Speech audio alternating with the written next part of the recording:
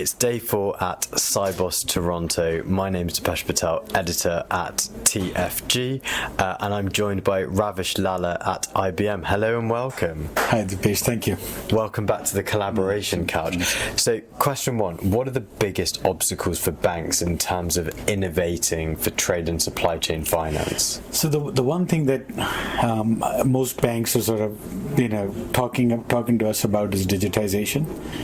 Trade inherently is a very paper-based process, very fragmented, and key to accelerating trade within the banks is really the ability for the banks to digitize the paper-based processes and then start to interconnect them across a digital supply chain. So that is the one issue that keeps coming up over again, which is digitization.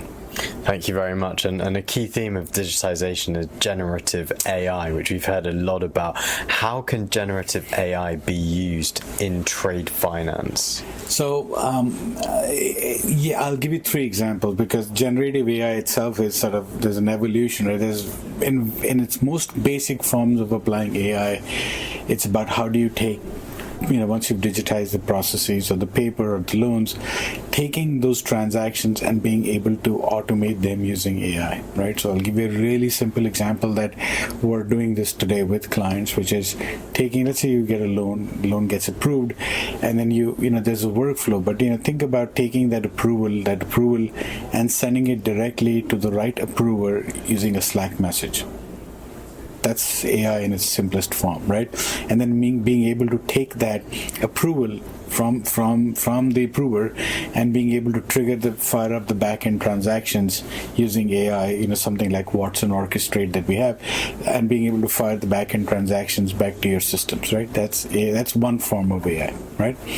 Another form of AI is being able to understand what's on these paper documents, right? Just being able to read and analyze and be able to augment the human beings around. I've gone through the contracts. I understand what your internal policies are, and based on your policies, here's the things that I've flagged for you as a human being to kind of read or understand or look into deeper, right? That's another form of AI. You could take it a little further. Think about in the business of trade, how many continents, how many suppliers, how many buyers does a trade actually flow through, and being able to understand the compliance regulations, whether it's, like shipping batteries from China to India, right? The regulation is different depending on which port you're sending it to, or understanding who's on a sanctions list by a government and who you can do trade with or not, right? Trying to understand who your suppliers are. We talk about KYC, know your customer. Think about KYS, know your supplier, right? Because the more you understand about your suppliers, understand what kind of business are they doing? Are they shadow shell organization for something else? That's another form of applying AI.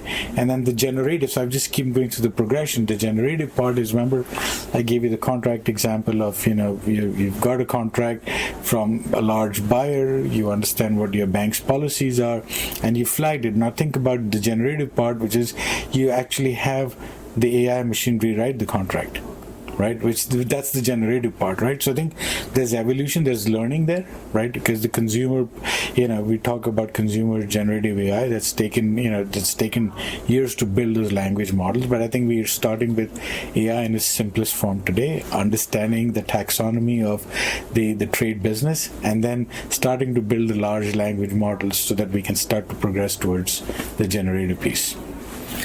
Thank you very much, Ravesh. It's a revolution out there. There's lots going on with the generative AI for trade, supply chain, and receivables finance. Think far beyond what ChatGPT is doing. Lots is going to change. I'm Ravesh Patel, reporting from Sibos Toronto.